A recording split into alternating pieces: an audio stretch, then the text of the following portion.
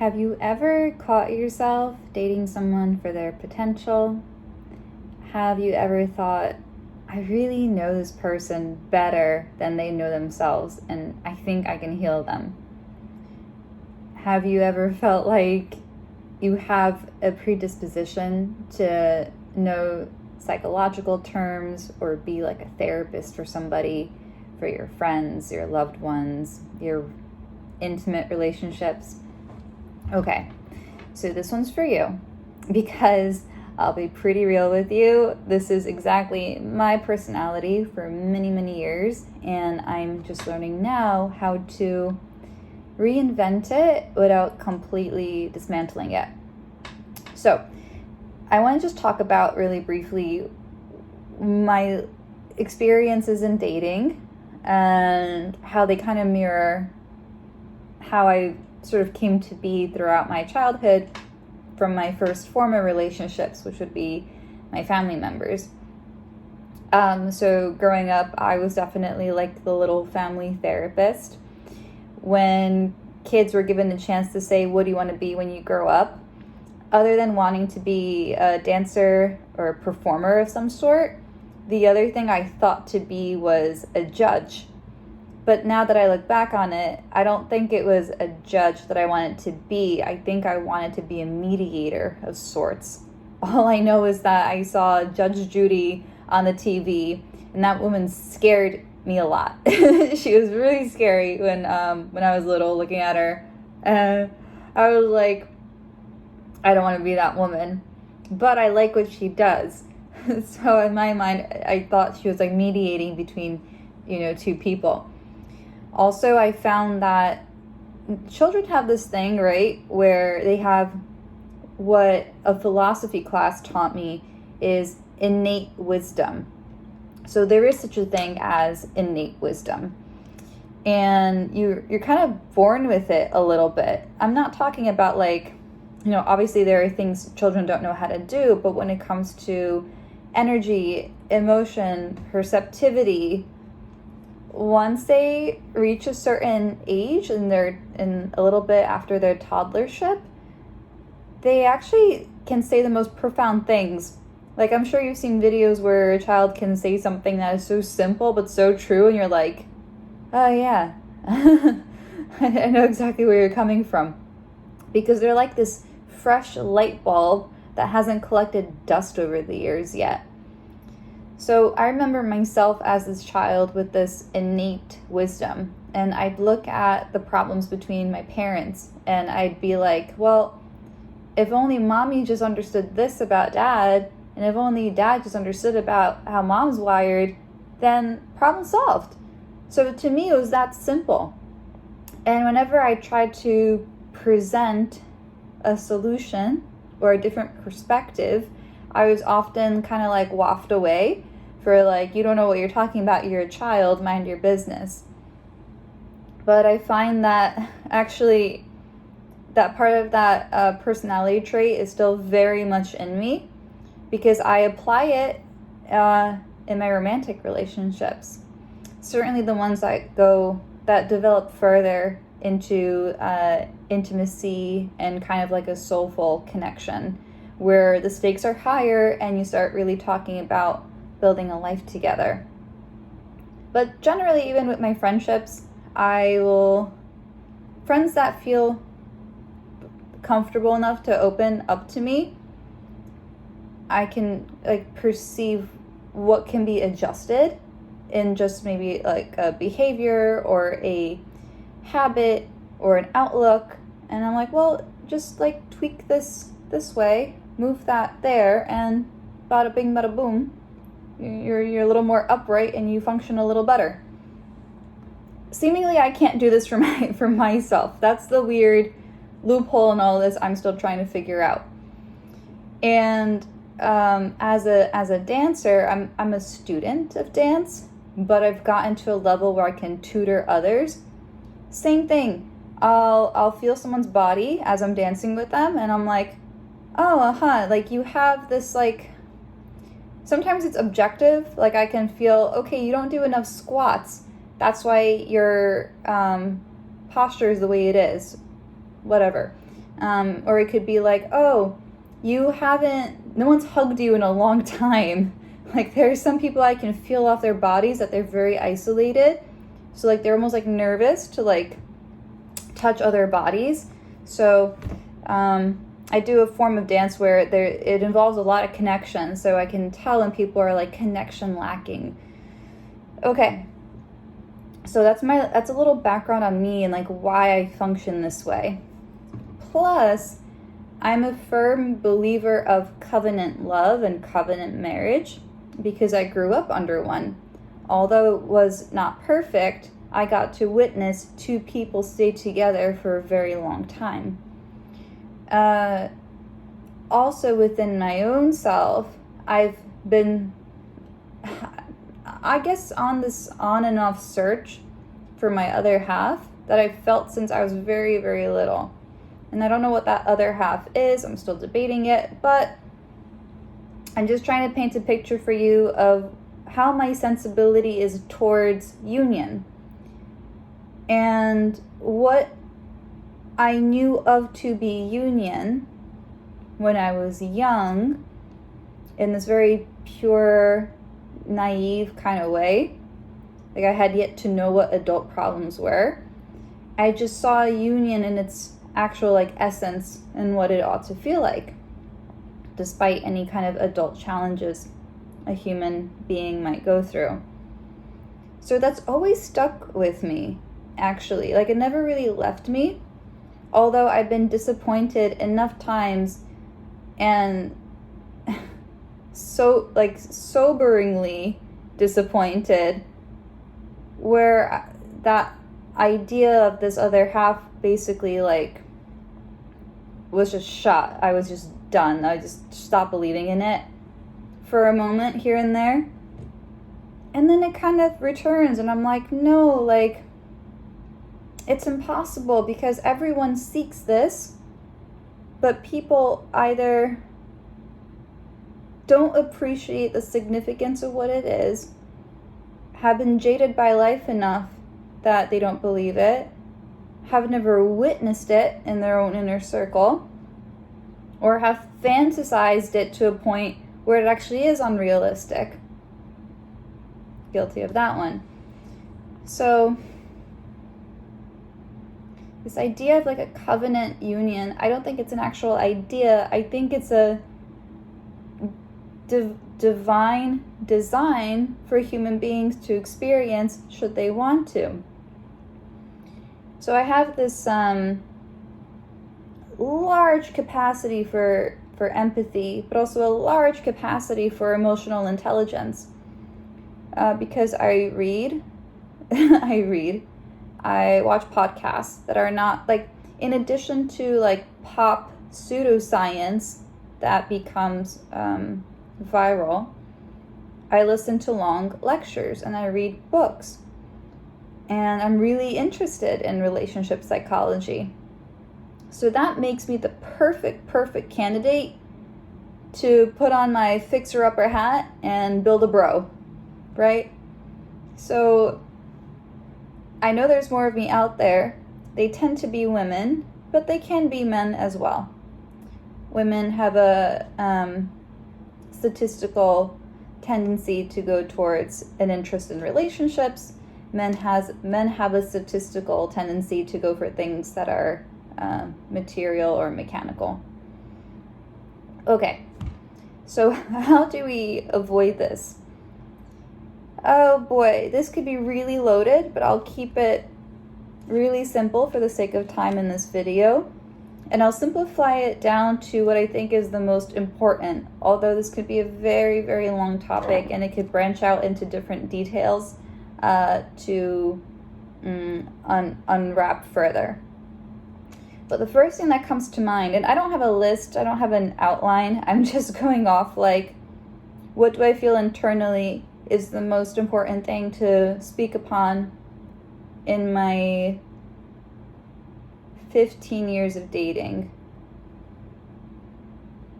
I think 15, maybe a little less.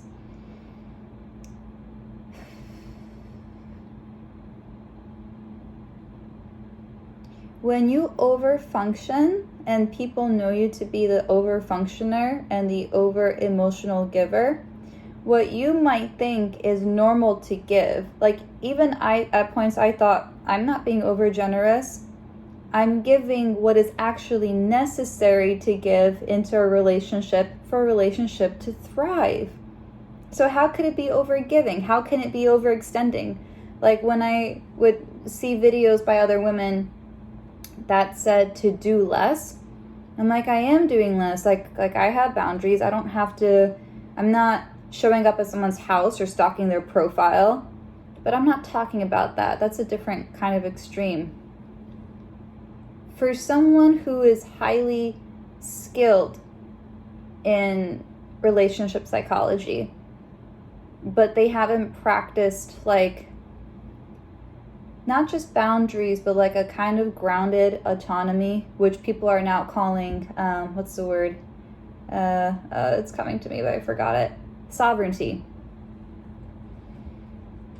Yeah, my lack of sovereignty made me feel like this relationship has to work because it's either do or die. Because I was still in kind of that ancestral like belief, like that kind of caveman like feeling that, oh my God, like relationships are important to my survival.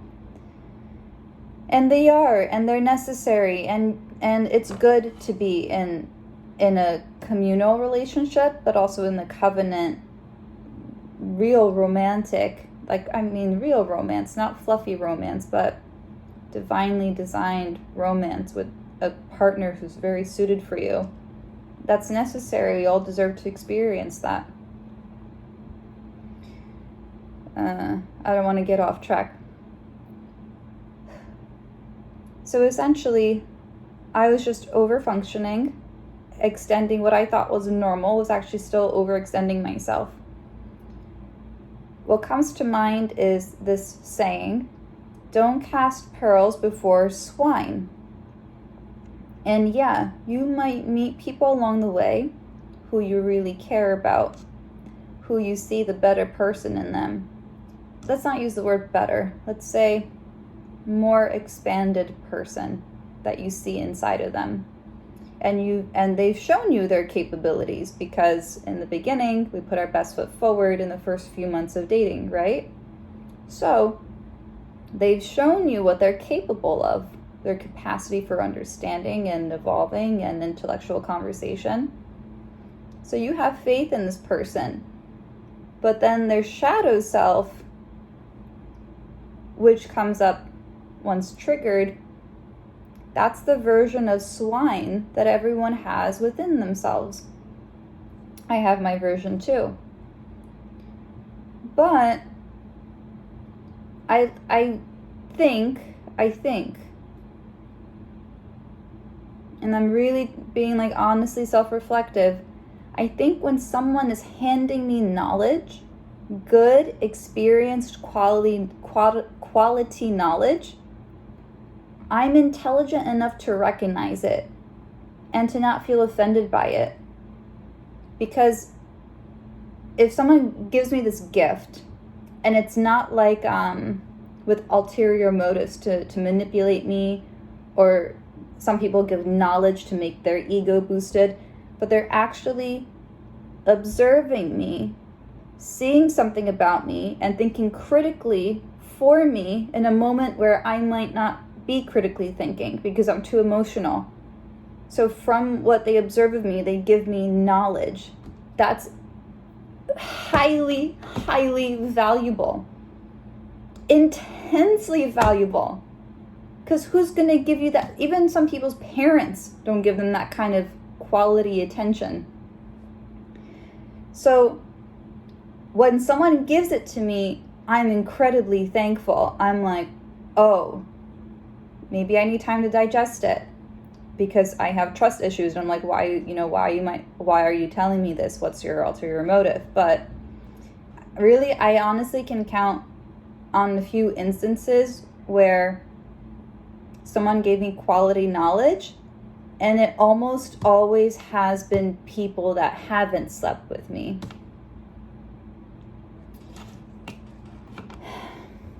and they've known me for an extended period of time. Anyway, that's an aside. We can dive into that one, why that might be actually. So, I've seen myself give this knowledge often. Friends, family, romantic relationships. Now, in romantic relationships, don't quote me on this, but you do have to be mindful of your observational and emotional generosity if that's not being reciprocated back to you. So very often in my case, it's not reciprocated back to me because it's very rare that I meet men who are covenant minded and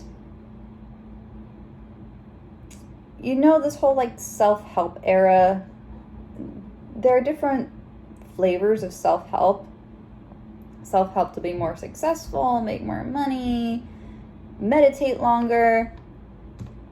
But that's not what I'm talking about.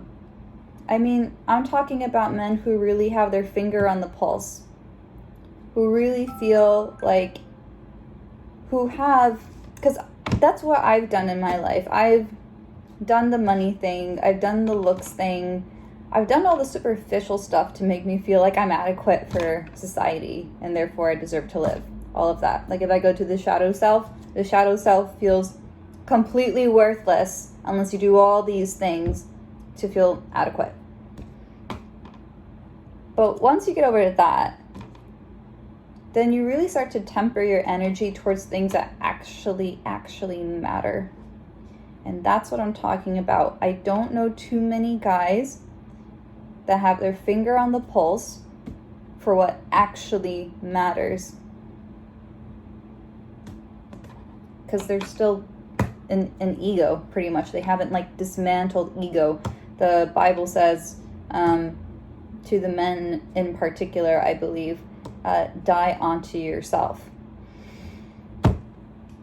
So I have been, as a female, for sure over-functioning, and I know the roles can be reversed. The way I've seen it in men, the men who over-function to their female counterpart are usually men that pick women who have substance abuse problems. I see this more in the South. The metropolitan men don't really have that so much, but down South you have the blue collar guy who's a very hard worker, is super I don't know, they're not as floozy as a metropolitan guy, but they'll go for a woman who is this dangerous free spirit. I don't know what archetype to call her. There's an air of unpredictability about her, and to them it's very romanticized, it's very sexy for them. But that comes with a host of problems because she's not grounded within herself, and she abuses substances and doesn't really maybe respect herself. I don't know. I'm really just ascertaining. There's so many details. I can't judge from the outside. I'm going by stereotypes. So they'll over-function for a woman like that sometimes and try to get her to see herself, see her behavior, and it's just not getting through to her. So I'm usually not magnetizing or attracting those type of guys because they're still playing out that pattern with that archetype of woman until they become so evolved that they're not attracted to that woman. Then maybe they might find more attraction and chemistry with me because I'm not as exciting as that woman initially. I don't know, I'm exciting in other ways, I suppose. So then I look at my own pattern that's played out and the guys that I pick, and there is an element of danger in the men that I pick as well. So all of this is mirrored, right? They're just different degrees and flavors and angles of the same thing, pretty much. So I know what it's like to be someone who overfunctions. And here's what I think is a good approach to overfunctioning that I've learned so far. Allow them to be uncomfortable. Almost like, I guess if you're, I'm not a mother, so I'm only suspecting that when your toddler throws a tantrum, you just help them self-regulate alongside with them and let them have that tantrum. That's how I see like new age moms doing it, and it seems to be a pretty good strategy so far from what I see. But I'm not a mom, so let's keep it in the relationship realm. Sometimes at times I've had partners where I'm like, he's really throwing a tantrum, and he starts to feel that I'm losing respect for him, like energetically, because I'm just watching him and I'm like, wow, I don't know how to handle that. And if I give in to that tantrum, then I'm feeding that energetic loop of just causing more triggering to the tantrum itself. And then when I disengage, I look cold, and then I'm guilted for seeming cold. So it becomes a mess, right? It actually becomes a real mess. It starts to become like a never-ending circle. Anyway, so to firmly hold them to be accountable for themselves has been difficult for me. Especially, like, I'm thinking of one example with someone like I really, really loved and I really saw a future with them. But there was a glass ceiling of maturity that they were just... My battery died. But to continue, certain partners were hitting a glass ceiling of maturity that they just couldn't break through. But like, I don't know, the law of mirroring suggests I had to always look back and go to, okay, where have I not been mature myself? So each time someone's disappointed me in their level of maturity, I had to really self-reflect and see, where have I not been mature? And it doesn't mean that you have to actually behave in similar fashion to them.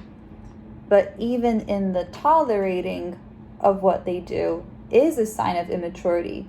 So just because you're not the one throwing a tantrum like they are, the fact that you're still kind of in it and tolerating it is a sign of your own immaturity. So how do we grow together as partners rather than fixing people? Fixing people would suggest that you want them to function in a way to make you feel better about being with them. But there is, I don't know, it's kind of like a mysterious spiritual process. It really, really is.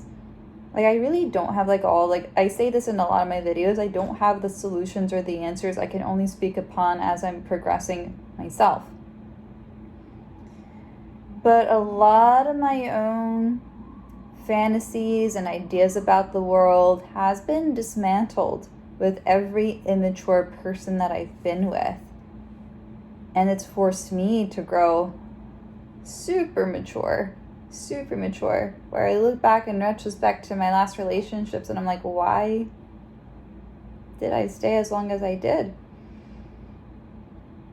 One little Easter egg I will say, and this one is for the girls, because we're talking about like archetypes. Let's go Jung. Let's go Carl Jung in this situation. We think of archetypes like the goddess, the princess, the maiden, the vixen. For the men, let's say it's the joker, the jester, the king, the tyrant. Okay, well, we're not being so medieval about it. Where can we find archetypes in our current modern day? And how are they played out? And what are like the mirroring counterparts of these archetypes? I definitely was for a while like a city slicker. a world traveler, and that's still a huge part of me. That's still a huge part of me that I thoroughly enjoy. But I was like convinced in my 20s that maybe children, like bearing children, would not be for me. I'm still on the fence about it. And I kind of was like, I don't mind if I stay as like the fashionable rich aunt without kids. That's one archetype. And it's not valid or invalid. So with any red pill loser that happens to watch this video, hopefully they're not, it's not an invalid way to live your life, but it's going to come with a certain outcome. And you have to be really okay and ingrained with that outcome, meaning like you're at peace with it. So I was that girl that was like, maybe I'll just be the rich, fashionable aunt and like live in like a high rise in the city and meet guys that would be okay with that. The guys I was meeting that would be okay with that were the Casanova types, the Peter Pan types. And I was like, why am I not meeting anybody mature? And I'm not saying that a woman who doesn't want children is immature. I'm saying for me personally, something about my spiritual journey was calling me to consider motherhood maybe. And I really want to put a disclaimer because motherhood is such a huge, huge responsibility and a calling. So I'm like, maybe I don't have necessarily the calling for kids because I haven't met the right person yet. Things haven't lined up in my life where I feel like I could be the best mother that I could be. All the things. So I had to play with that archetype. What if I'm incomplete with this idea of being like the rich aunt? How does that make me incomplete? Can I at least try mothering in some way before I go for that archetype fully, meaning that it feels sovereign, it feels valid, it's conscientious, it's a decision that is the best for me and spiritually aligned for me? Or is it because I'm avoiding something? I'm like, oh, okay, I'm kind of avoiding motherhood, so that's why I'm not meeting guys who would be ready to be a father. That's a whole other story.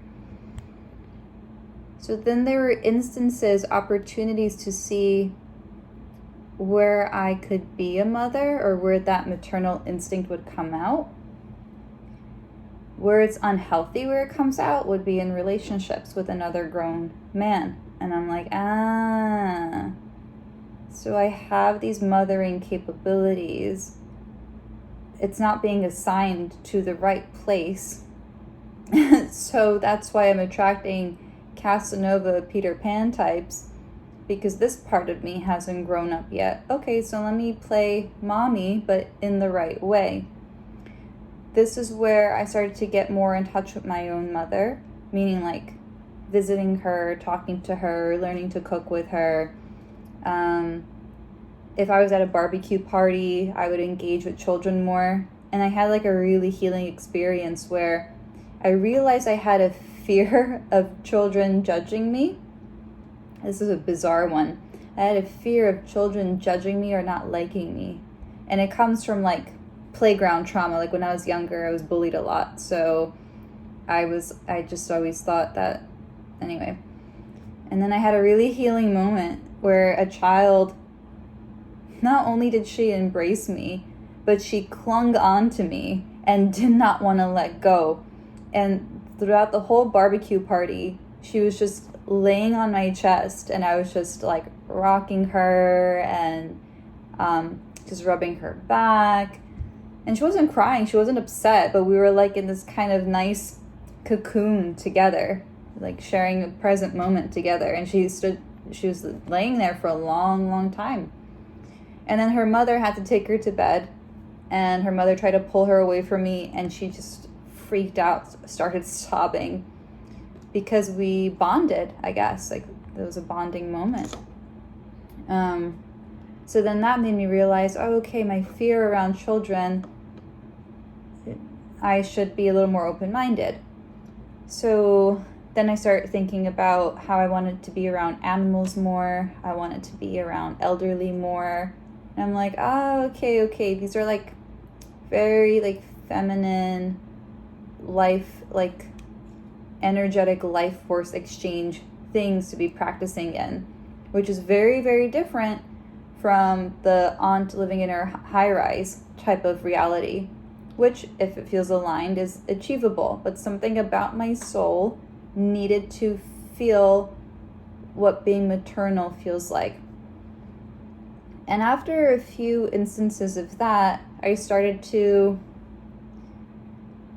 attract different kind of men because I started having a different mindset. Again, but it's embodied, right? It's one thing to like read about archetypes and relationship psychology through a book, but then until opportunities come your way to embody it, then you really like start integrating the lesson. The Casanova Peter Pan types have a hard time integrating the lesson. They're usually not sober. They're usually addicted to something. So, where in your life as the fixer-upper have you been shielding your counterpart from being in that uncomfortable place of needing to take accountability?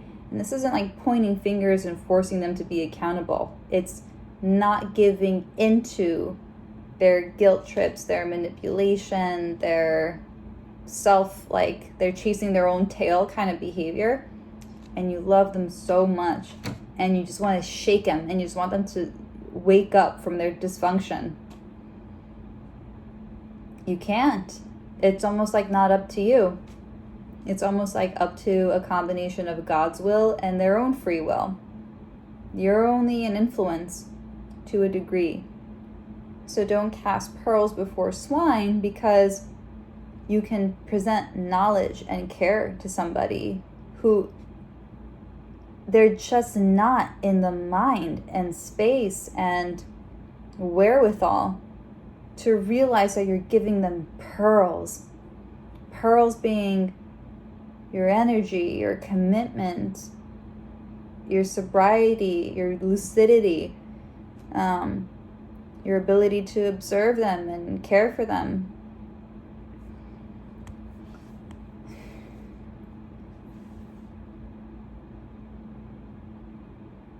So hold them to be accountable by way of knowing when you need to leave, even though it really, really hurts. Oh my God, it hurts so bad. I know it. And to treasure what it is that you do give in a relationship that's not tangible.